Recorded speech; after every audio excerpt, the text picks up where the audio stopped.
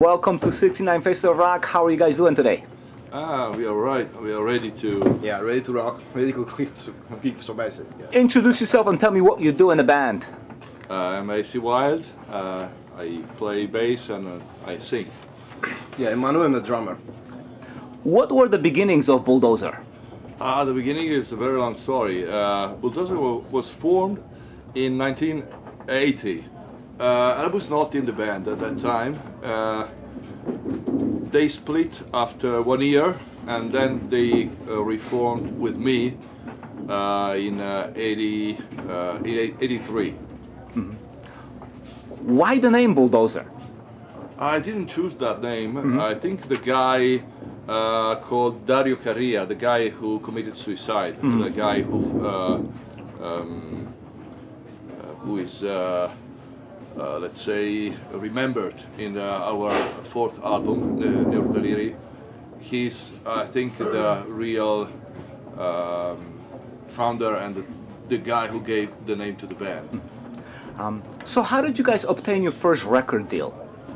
The very first record was an idea of Dario. Dario wanted to make a single, 7-inch single, with 2 songs, and he decided to produce auto production. After that, we had good response, and we proposed our band to a few labels, including Roadrunner, and Roadrunner signed with us in '84. Mm-hmm. So then comes Day of Wrath, yeah. Classic album. You want to show the record? Yeah. There it is, right?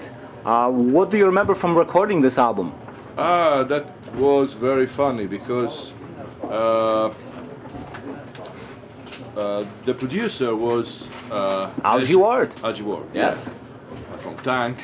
And when he arrived in Milano, we had a meeting in the pub, and he drank almost 6 bottles of red wine. He didn't drink any beer, said only vino rosso, which means red wine.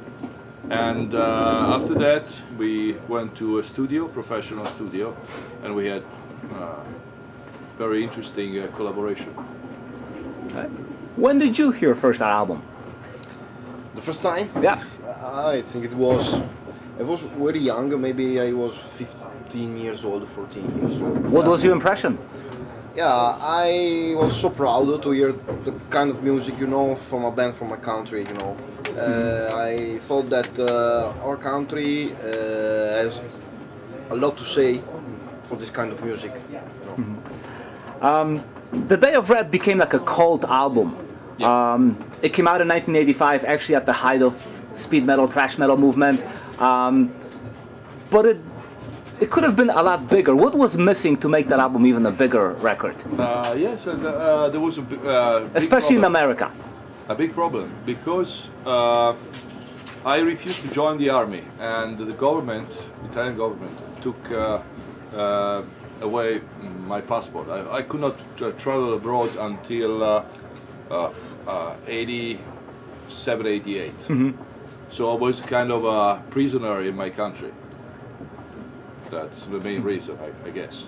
We could not promote with live concert outside Italy.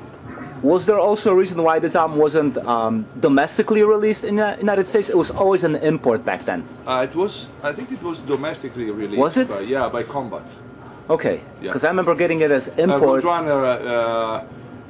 The album I remember was released in Japan. It was released in Netherlands and in Canada or United States. I don't remember exactly, but there were 3 different releases of the Day of Wrath at that time. What response did you get on this album?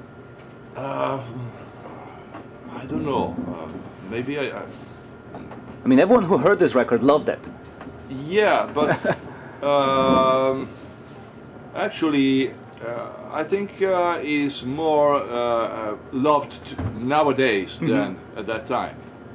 Actually, we were not very appreciated when in the 80s, except Poland, Yes, the live in Poland. That's right. Except Poland, we were, you know, very popular in Poland, more than anywhere else.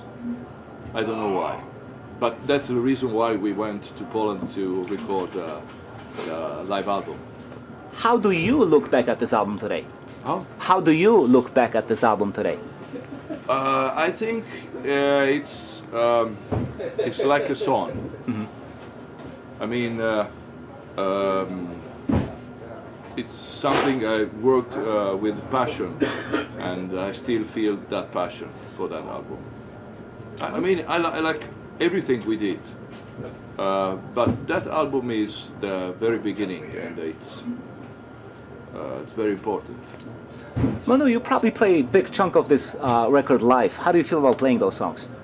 Oh, I have to learn again how to play drums, you know, in a kind of old way.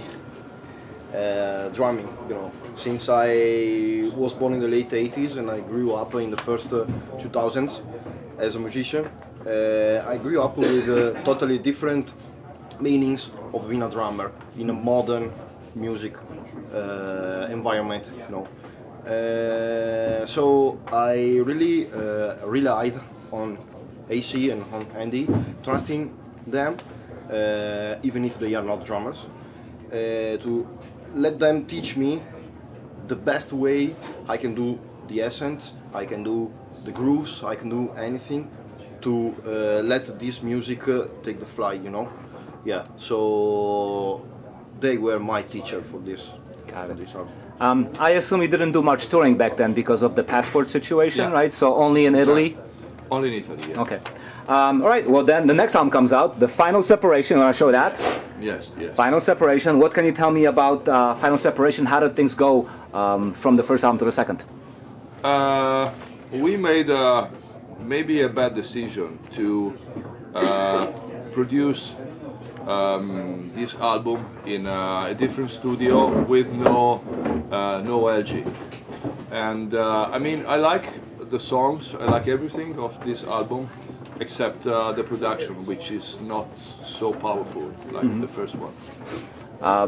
Did you do any touring for this album? How did things look? Really. Not really, right? No. So you kind of became strictly a studio band for a while. Yeah, except Italy. I mean, we could we made some important concerts in Italy, but that's it. How are the fans responding? Were you getting fan mail? Like, what do people think of the record? You have to consider that in Italy there are not so many metal fans. In fact, when I was invited by Tomasz Jubinski in Poland for a Metal Mania festival in Katowice, and I was presented to the crowd. This is AC from Bulldozer, and I saw 6,000 people. Bulldozer, Bulldozer. I was shocked because in Italy, you know, maximum 300 people at our concert. Got it. Not much. So, number 9. Number 9, there it is. Let's show number 9. How did things go from second album to number 9? Yeah, the most important fact was that Roadrunner did not take the option. That was a new label, that's right. Yeah. So we had to find a new label, and we could find it only in Italy, because in Italy our reputation got bigger and bigger. So and a label specialized in dance music decided to invest in metal, and formed a label called the Metal Master. And Bulldozer and Death Assess, for example, signed for that label. Yeah. How come there never was much promotion into on the American market? Actually, I think there was never promotion in USA. Actually, before internet, there was nothing. Yeah. Just only the people buying maybe import records, and that's it. But you are. We could never, in the 80s, we could never promote the album, and we have never been invited in the States. The crazy thing is that, you know, we made the first 2 albums almost 40 years ago, and nothing happened. And now we are invited. I mean, we played already twice in the States, but only for festival. And that's the very first tour we do in the States after almost 40 years. So my dream was a really big dream when I was 23, 30, you know. But I'm here at 60, 61. Better late than never. Right. Yeah, of course, yeah. So finally, you know. But unfortunately, I think we play better now than then. A lot of bands actually say that. I can tell you, we play better now. So the last album, Neuro the Really, comes out, right? Yeah. And where does that leave Bulldozer at that point? Yeah, that album, I have to say, in Italy, in Japan too, and in Poland, 9 was quite selling good. And so the label asked to make another album, but unfortunately we realized that Dario, who is the guy painted in this cover, who was the founder of Bulldozer, committed suicide. And we decided to dedicate the album to him and to his band that he formed after Bulldozer. You have to consider one very sad fact. When he recorded the first single, Fallen Angel, with us, he was 17, was not even 18. And when his parents saw the picture of him with tattoos, they said, "You cannot play with Bulldozer anymore." So he had to leave the band, what he created, and that's really sad. And he created another band called the Neuro Deliri, with the drummer who was 17 too at that time. Yeah, that's a sad story. So we wanted to make an album, just a tribute album to him and his band.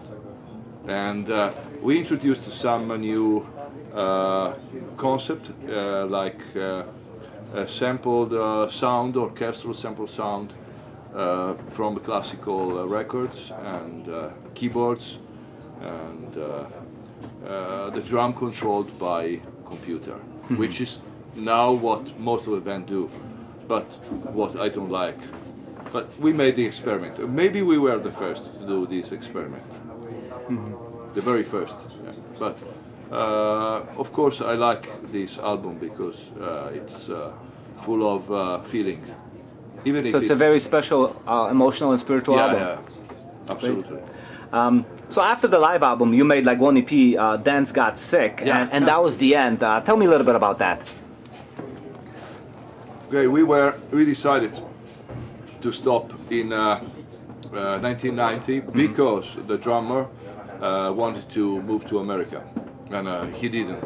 But we played the last concert in front of 300 persons, and at that time nobody was following that kind of music.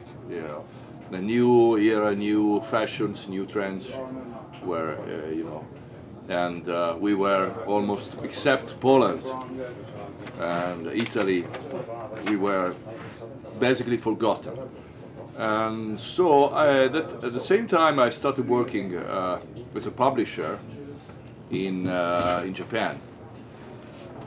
I work with many artists in Japan, with many animation, and I called Andy, and we decided to make a very crazy and very kind of offensive project, making fun of 3 different kind of music which were going to be very popular at that time. I mean, new metal, and we made kind of crazy experiment with metal made with a, you know, sound of new metal with rap mixed together. And another one was we want to make mix electric guitars with music like NWA, you know, we made rap, and rap, but with electric guitars, and we probably were. It was a crazy idea, and then we mixed techno dance with metal sounds, and after that we released CDs and maxi singles, and the reaction was very bad. I remember I took one copy to the head of the DJs from Japan just to have his opinion about the techno stuff, and he heard it, said, "Oh, that's terrible." After 1 year, the president of the most important dance label in Japan called me, "Hey Alberto, is dance cassette still available for the Japanese market?" I said, "Yes, of course. Nobody wants it." "No, we want it." And it became a big hit in Japan. We sold, it was included in the first compilation, was sold 300,000 CDs in Japan. That's a lot of sales. Yeah, we made a lot of money. And they asked, "Please do more tracks like that, just for the Japanese market." And we made other 3-4 tracks with Andy, with electric guitars, and with the same rapper. And one song became a very big hit, and we were invited to play at the Tokyo Dome in front of 50,000 people, the biggest rave festival in Japan in '94. The Prodigy was there, and many other big were there, and we played live with a quartet. We were the only band who played live one song. The drummer was the drummer of Raw Power. I guess you know. Oh yeah, I know Raw Power. I saw him live. And it was me on bass, the rapper, and Jennifer Batten, the guitarist of Michael Jackson on guitar. And we made a very amazing show, just 3 minutes, but it was very. That drummer from Raw Power, he knows how to use a cowbell. Yeah, I just love his fills. He's great. So, how did Bulldozer reform? You know, after that, we stopped doing techno because techno was getting, you know, boring for us. So many other producer did what we did, and so we stopped doing techno. And actually, I worked with bands like Angra, Labyrinth, but as a publisher, not as a musician or producer. And I think in the, I don't remember exactly when, but a fan who never met us in the 80s fell in love with Bulldozer, and he created a very remarkable website and many fans restarted listening to Bulldozer. Then many labels wanted to re-release, and so I think Day of Wrath has been re-released maybe 25 times by different labels. Some pirates, but mostly it's crazy. But and when I worked with Labyrinth, they had to tour in Japan, and they asked me, they said, "We are your fan, you know, please come to play with us one song in Japan." So after 15 years, I took my bass and I played the song, Bulldozer song with them in Japan. After that, I called Andy and we decided to reform the band because the fans were asking us to come back. We did for the fans, and then we chose our. Yeah. How did you find each other? I was playing in some underground bands at the times. It was 2006 maybe, Yeah, I got this speed thrash metal band, yeah, kind of speed thrash metal band. Yeah, we were having shows in the north of Italy, and actually we were having a lot of fun playing these shows. There were many people, at least I think 200 people per show, stuff like that. So the name of that band was started to spread out in some way. And yeah, I remember that at one of those gigs, Andy was there, and I thought he was just there to have fun with people. You know, we were all excited because we have this kind of famous person into the crowd, and yeah, we go there and met him and started chatting with him, and yeah, we met them several times. But I was not aware of the fact that they were searching for a new drummer, you know. After a couple of weeks, I got the call from AC. Yeah. Yeah, and that's how they started. You know. As a result, you released the last studio album, the newest studio album, right there, right? What can you tell me about this record? How did the writing process go? Actually, the material of this album had been written in the late 80s. So okay. the songs... those songs were waiting. Yeah, they were not new songs. And yeah, we finished the songs, and we invited some special guests. Mainly guests I worked with, like Jennifer Batten, like Kiko Loureiro, and now he's playing with Megadeth, and the guitarist from Labyrinth, and Billy Sheehan, because yeah, it's amazing. Yeah, his wife lives very close to my house in Milano. Okay. So it was natural connection. Yeah, natural connection. Yeah. So now you're able to take Bulldozer music all over the world. How does that feel finally to be able to do that? Yeah, it's strange. I can do it after so many years. It's amazing, but you know, that's music. Music sometimes it's not appreciated when you release, and then maybe after decades of, maybe in some cases, famous cases like Bach, Vivaldi, you know, they were being rediscovered after centuries. True. So if they have been forgotten for centuries, and they were genius, you know, actually maybe among the very best musicians of all the times, you know. So I mean, I'm happy about that, because at least you know, I have some satisfaction. Do you have any regrets? Not really. Not really, because I could do always something interesting in my life. You know, in Japan I also produced some classical music. I made many collaborations. I work in sometimes in the architecture field. I did so many things, and yeah.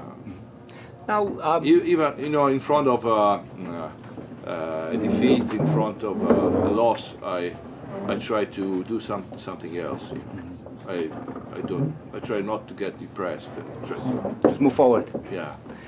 You and Andy had been working together for many years. Yeah. How would you describe your relationship? You know. Sometimes yeah, we are different, absolutely, and I think it's a kind of we are different, and it's kind of combination. But actually, I could never play in Bulldozer without him. Makes sense. Because he's essential, 100% essential. Will there be any new recordings from Bulldozer? That's a big question. The answer is I don't know, like Ozzy. I don't know. You know. I don't know. Maybe. Manu, how do you feel about playing with these crazy guys? Or are you as crazy as them? I try to, you know. Oh well, of course I had a lot of fun, and I became the drummer that I am just thanks to them. Okay, Yeah, they gave me the chance to, you know, to discover the world, to travel the world, just by doing what I prefer the most, which is music, you know. So I will be always thankful to them, yeah. And I'll try, as I'm still doing, to learn from them as much as I can for the future, you know, since they are a great source of knowledge for everything, you know. Thank you and good luck. Yeah. Thank you very much. Thank you.